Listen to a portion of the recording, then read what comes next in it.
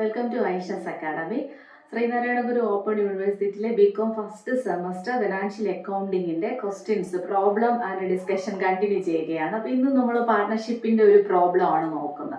അപ്പോൾ കുറച്ചധികം പ്രോബ്ലംസ് നമുക്ക് കഴിഞ്ഞ കുറച്ച് ക്ലാസ്സുകളായിട്ട് ഡിസ്കസ് ചെയ്തിട്ടുണ്ടായിരുന്നു. അപ്പോൾ ഇന്നത്തെ പ്രോബ്ലം എന്ന് പറഞ്ഞാൽ profit and loss appropriation with capital accounts preparation ആണ് കേട്ടോ. അപ്പോൾ നമുക്ക് ക്വസ്റ്റ്യനിലോട്ട് പോവാം. On 1st January 2013, Arun and Anil entered into a partnership contributing rupees 20,000 and 30,000 respectively, sharing profit and losses in the ratio 1:2. Arun is to be allowed a salary of rupees 6,000 per annum. Interest on capital allowed to be at 5% per annum. Anil is entitled to receive a commission of rupees 2,000. During the year, Anil withdraw rupees 2,000 and Arun 2,500. Interest on the same being rupees 40 and 50 respectively. Profit for the year എത്രയാണ് 50,000 ആണ്. You are required to prepare profit and loss appropriation account and the partners capital account. അപ്പോൾ ക്വസ്റ്റ്യനിൽ basic ആയിട്ടുള്ള എല്ലാ കാര്യങ്ങളും തന്നിട്ടുണ്ട്. Capital ഉണ്ട്, profit sharing ratio ഉണ്ട്, എന്തൊക്കെ സാലറി കിട്ടുന്നത്, പിന്നെ എന്താണ് കമ്മീഷൻ കൊടുക്കുന്നത്, ഡ്രോയിങ്സിന്റെ ഇൻട്രസ്റ്റ്, ഇത്രയും കാര്യങ്ങൾ ക്വസ്റ്റ്യനിൽ തന്നിട്ടുണ്ട്. അപ്പൊ ഇങ്ങനെ ഒരു ക്വസ്റ്റ്യൻ നമുക്ക് വേണമെങ്കിൽ 10 മാർക്കിന്, നിങ്ങൾക്ക് എസ് എ വരുന്ന 10 മാർക്കിനല്ലേ. അപ്പൊ അങ്ങനെ 10 മാർക്കിന്റെ ക്വസ്റ്റ്യൻ ആയിട്ട് എന്ത് ചെയ്യാൻ പറ്റും, ഇത് ചോദിക്കാൻ സാധ്യതയുണ്ട്. ഓക്കെ, അതായത് appropriation account with capital accounts. അപ്പോൾ profit and loss appropriation account ആദ്യം പ്രിപ്പയർ ചെയ്യുക, ദെൻ പാർട്ട്നേഴ്സിന്റെ ക്യാപിറ്റൽ അക്കൗണ്ട്. അപ്പോൾ നമുക്ക് അതിന്റെ ആദ്യം നമ്മൾ ഇത് ചെയ്യുന്നതിന് മുമ്പ് ബേസിക് ആയിട്ട് വേണ്ടത് വർക്കിംഗ് നോട്ടുകൾ ഒന്ന് എഴുതാം. അപ്പോൾ വർക്കിംഗ് നോട്ട് ആദ്യം നമുക്ക് എന്താണ്, ഇൻട്രസ്റ്റ് ഓൺ ക്യാപിറ്റലിന്റെ വർക്കിംഗ് നോട്ട് എഴുതാം. അരുണിന്റെ ഇൻട്രസ്റ്റ് ഓൺ ക്യാപിറ്റൽ, അരുണിന്റെ ക്യാപിറ്റൽ എത്രയായിരുന്നു, 30,000 ആയിരുന്നു. അതിന്റെ 5% എന്ന് പറയുമ്പോൾ 1,500 ആണ്. അനിലിന്റെ ഇൻട്രസ്റ്റ് ഓൺ ക്യാപിറ്റൽ എത്രയാണ്, 20,000ന്റെ 5% ആയിട്ടുള്ള 1,000. അപ്പൊ രണ്ടുപേർക്കും കൂടെ ചേർത്ത് ഫേം എത്ര ടോട്ടൽ ഇൻട്രസ്റ്റ് കൊടുക്കുന്നു, 2,500 രൂപ ഇൻട്രസ്റ്റ് കൊടുക്കുന്നു. ഇത് നമുക്ക് ഡൗട്ട് ഇല്ലാത്ത കാര്യമാണ്. സെയിം പ്രോബ്ലം നമ്മൾ കഴിഞ്ഞ ക്ലാസ്സിൽ ചെയ്തതാണ്. അടുത്തത് പാർട്ട്ണർ സാലറി ആൻഡ് കമ്മീഷൻ. പാർട്ട്ണറിന് സാലറിയും കമ്മീഷനും കിട്ടുന്നുണ്ടോ, ക്വസ്റ്റ്യൻ നോക്കുക. കിട്ടുന്നുണ്ട്. നമ്മൾ ആദ്യമേ ക്വസ്റ്റ്യനിൽ നോക്കിയതാണ് അല്ലെ, ആർക്ക് കിട്ടുന്നുണ്ട്, അത് കൃത്യമായും എഴുതി വെക്കുക. ആർക്കാണ് സാലറി, ആർക്കാണ് കമ്മീഷൻ, അവരുടെ കൃത്യ എമൗണ്ട്. കാരണം നമ്മൾ ഇവിടെ എന്ത് ചെയ്യുന്നുണ്ട് പറയുമ്പോൾ ക്യാപിറ്റൽ അക്കൗണ്ട് പ്രിപ്പയർ ചെയ്യുന്നുണ്ട്. ക്യാപിറ്റൽ അക്കൗണ്ട് പ്രിപ്പയർ ചെയ്യുന്ന സാഹചര്യത്തിൽ അതത് പാർട്ട്നേഴ്സിന്റെ ബാലൻസ് കറക്റ്റ് കിട്ടാൻ അവർക്കുള്ള എമൗണ്ട് അവരുടെ പേരോട് കൂടി തന്നെ വർക്കിംഗ് നോട്ടിൽ എഴുതുക. അപ്പൊ ആദ്യം അരുൺ സാലറി എത്രയാണ്, 6,000 പെർ ഇയർ എന്ന് പറയുന്നുണ്ട്, അത് നമ്മൾ എടുത്തെഴുതി. അടുത്ത് അനിൽസ് കമ്മീഷൻ എത്രയാണ് കിട്ടുന്നത്, 2,000. അപ്പൊ അതും എടുത്തെഴുതിയിട്ടുണ്ട്. അടുത്ത് പറയുന്നത് ഇൻട്രസ്റ്റ് ഓൺ ഡ്രോയിങ്സ്. ഇവർ എന്ത് ചെയ്യുന്നുണ്ട്, ഇവിടുന്ന് വിഡ്രോ ചെയ്യുന്നുണ്ട്. അതിന് ഫേം ഇവരെ കയ്യിൽ നിന്ന് എന്ത് ഈടാക്കുന്നുണ്ട്, ഇൻട്രസ്റ്റ് ഈടാക്കുന്നുണ്ട്. അത് ഡയറക്റ്റ് തന്നെ എമൗണ്ട് നമുക്ക് തന്നിട്ടുണ്ട്. അരുണിന്റെ ഇൻട്രസ്റ്റ് 50 രൂപയും അനിലിൻ്റെത് 40 രൂപയാണെന്ന് പറയുന്നുണ്ട്. അടുത്ത് നമുക്ക് ഡിവിസിബിൾ പ്രോഫിറ്റ് കാൽക്കുലേറ്റ് ചെയ്യാം. എങ്ങനെയാണ്, net profit for the year. As per the question net profit for the year എത്രയാണ്, 15,000 എന്ന് തന്നിട്ടുണ്ട്. ഈ നെറ്റ് പ്രോഫിറ്റിൽ നിന്ന് നമ്മൾ നോർമലി പാർട്ട്നേഴ്സിന് കൊടുക്കുന്ന കാര്യങ്ങളൊക്കെ എന്ത് ചെയ്യും, ലെസ് ചെയ്തിട്ട് ബാക്കി വരുന്ന പ്രോഫിറ്റിനെ പാർട്ട്നേഴ്സിന്റെ ക്യാപിറ്റൽ അക്കൗണ്ടിലോട്ട് ട്രാൻസ്ഫർ ചെയ്യുകയാണ് ചെയ്യുന്നത്. അപ്പൊ ഇവിടെ നിങ്ങൾ ശ്രദ്ധിക്കുക, ഇങ്ങനെ ഒരു ക്വസ്റ്റ്യൻ കിട്ടിയാൽ നിങ്ങൾ ഷുവർ ആയിട്ട് ശ്രദ്ധിക്കേണ്ടത് ഇൻട്രസ്റ്റ് ഓൺ ഡ്രോയിങ്സിന്റെ കൂടെ ഇൻട്രസ്റ്റ് ഓൺ ക്യാപിറ്റലും ഇൻട്രസ്റ്റ് ഓൺ ഡ്രോയിങ്സും തന്നിട്ടുണ്ടോ. ഇൻട്രസ്റ്റ് ഓൺ ഡ്രോയിങ്സ് എന്ന് പറയുന്ന ഒരു ഐറ്റം തന്നിട്ടുണ്ടെങ്കിൽ അത് നമ്മൾ ഷുവർ ആയിട്ട് എന്ത് ചെയ്യണമെന്ന് അറിയാമോ, ഈ പ്രോഫിറ്റിന്റെ കൂടെ ആഡ് ചെയ്യണം. ഓക്കെ, അപ്പൊ ആ ഒരു അഡ്ജസ്റ്റ്മെന്റ് വിട്ടുപോകരുത്. ക്വസ്റ്റ്യൻ വായിക്കുമ്പം തന്നെ നമ്മൾ പെട്ടെന്ന് ചാടിക്കീര എനിക്ക് പ്രിപ്പറേഷൻ അക്കൗണ്ടും ക്യാപിറ്റൽ അക്കൗണ്ടും അറിയാം എന്ന് പറഞ്ഞിട്ട് ചാടിക്കീര അത് ചെയ്യുന്നതിന് മുമ്പേ ക്വസ്റ്റ്യൻ നിങ്ങൾ ആദ്യം നന്നായിട്ട് വായിക്കുക. അപ്പൊ അതിനകത്ത് ഇൻട്രസ്റ്റ് ഓൺ ഡ്രോയിങ്സ് ഉണ്ടെങ്കിൽ ഈ 15,000 പ്രോഫിറ്റിന്റെ കൂടെ ആ ടോട്ടൽ ഇൻട്രസ്റ്റ് ഓൺ ഡ്രോയിങ്സ് അവിടെ എത്ര രൂപയുള്ളൂ, 90 രൂപയേ ഉള്ളൂ. എത്ര രൂപയായാലും അത് എന്ത് ചെയ്യുക, നമ്മൾ നെറ്റ് പ്രോഫിറ്റിന്റെ കൂടെ ആഡ് ചെയ്യുക. അതായത് ആ 15,090 രൂപയാണ് ടോട്ടൽ എന്ത് വരുന്നത്, അപ്പൊ പ്രോഫിറ്റിന്റെ കൂടെ ആഡ് ചെയ്തിട്ടുള്ള എമൗണ്ട്. അപ്പൊ നമുക്ക് അങ്ങനെ കിട്ടി. ഇനി ഇതിൽ നിന്ന് എന്തൊക്കെ മൈനസ് ചെയ്യണം, ഇൻട്രസ്റ്റ് ഓൺ ക്യാപിറ്റൽ മൈനസ് ചെയ്യണ്ടേ, മൈനസ് ചെയ്യണം. ലെസ് ഇൻട്രസ്റ്റ് ഓൺ ക്യാപിറ്റൽ എത്രയാണ്, 2,500. പിന്നെ എന്തൊക്കെ മൈനസ് ചെയ്യണം, അരുണിന്റെ സാലറി 6,000 മൈനസ് ചെയ്യണം.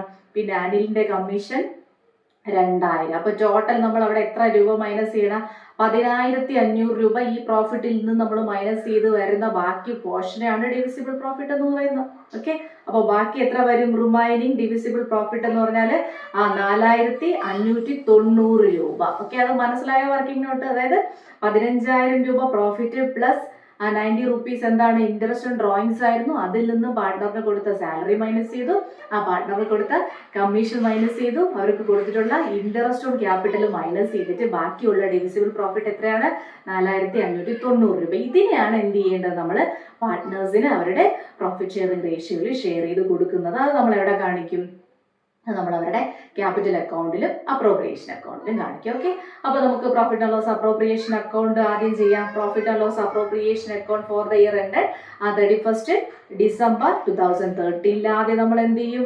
പ്രോഫിറ്റ് ആൻഡ് ലോസ് അപ്രോപ്രിയേഷൻ അക്കൗണ്ടിന്റെ ക്രെഡിറ്റ് സൈഡില് profit and loss account balance brought on, നമ്മൾ കഴിഞ്ഞ ക്ലാസ്സിലും പറഞ്ഞിരുന്നു അല്ലെ, ആ ബാലൻസ് ബ്രോഡ് ഓൺ എന്ന് പറഞ്ഞിട്ട് 15,000 രൂപ ക്രെഡിറ്റ് സൈഡിൽ കാണിക്കുന്നു. അതിന്റെ കൂടെ അതിന്റെ തൊട്ട് താഴെയായിട്ട് ഇൻട്രസ്റ്റ് ഓൺ ഡ്രോയിങ്സ് എന്ന് ഹെഡിങ് കൊടുക്കും. അരുണിന്റെ കയ്യിൽ നിന്ന് എത്ര രൂപ? 50 രൂപ.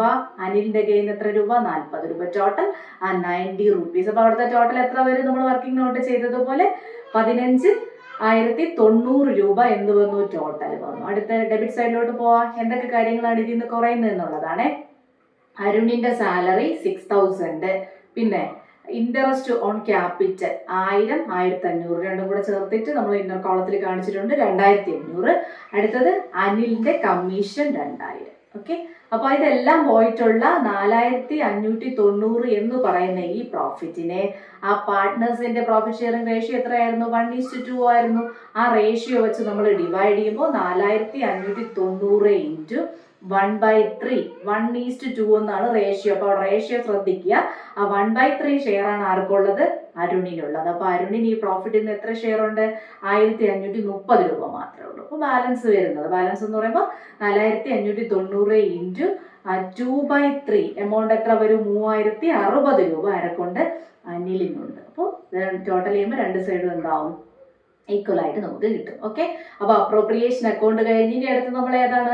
ആ പാർട്ട്നേഴ്സിന്റെ ക്യാപിറ്റൽ അക്കൗണ്ടിലോട്ട് പോവാം. നമുക്ക് പാർട്ട്നേഴ്സിന്റെ capital account, Arun's capital account, Anil's capital account, രണ്ടുപേർക്ക് നമ്മൾ എന്ത് പ്രിപ്പയർ ചെയ്തു? ക്യാപിറ്റൽ അക്കൗണ്ട് പ്രിപ്പയർ ചെയ്തു. അരുണിന്റെ ക്യാപിറ്റൽ അക്കൗണ്ടിൽ ആദ്യം നമ്മൾ എന്ത് എഴുതുന്നു? അരുണിന്റെ രണ്ടുപേരുടെ ക്യാപിറ്റൽ അക്കൗണ്ടിലും അവരവരുടെ എന്ത് എഴുതും? ക്യാപിറ്റൽ എടുത്ത് എഴുതും അല്ലെ നമ്മൾ.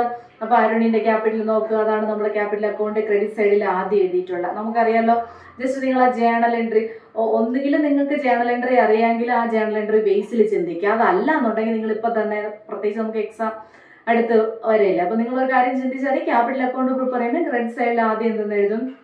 പാർട്ട്ണറിന്റെ ക്യാപിറ്റൽ എഴുതും. പിന്നെ പാർട്ട്ണറിന് കിട്ടുന്ന ഐറ്റം ഇല്ല. ഓക്കെ, ഈ ക്യാപിറ്റലും ബിസിനസ്സിൽ നിന്ന് തിരിച്ച് കിട്ടാനുള്ളതല്ലേ, അതുകൊണ്ട് ക്രെഡിറ്റ് സൈഡിൽ എഴുതുന്നു. അതുപോലെ ഈ പാർട്ട്ണറിന് ഫേമിൽ നിന്ന് എന്തെല്ലാം കിട്ടാനുണ്ടോ അതെല്ലാം അയാളുടെ അക്കൗണ്ട് സൈഡിൽ എഴുതും, ക്രെഡിറ്റ് സൈഡിൽ എഴുതും. അപ്പോൾ ക്യാഷ് എന്ന് നമ്മളിവിടെ എഴുതിയിരിക്കുന്നത് എന്താണ്? ബൈ ക്യാഷ് എന്ന് ഉദ്ദേശിക്കുന്നത് ക്യാപിറ്റൽ ആണ്. Cash account debtor to capital account എന്നല്ലേ ജേണൽ എൻട്രി.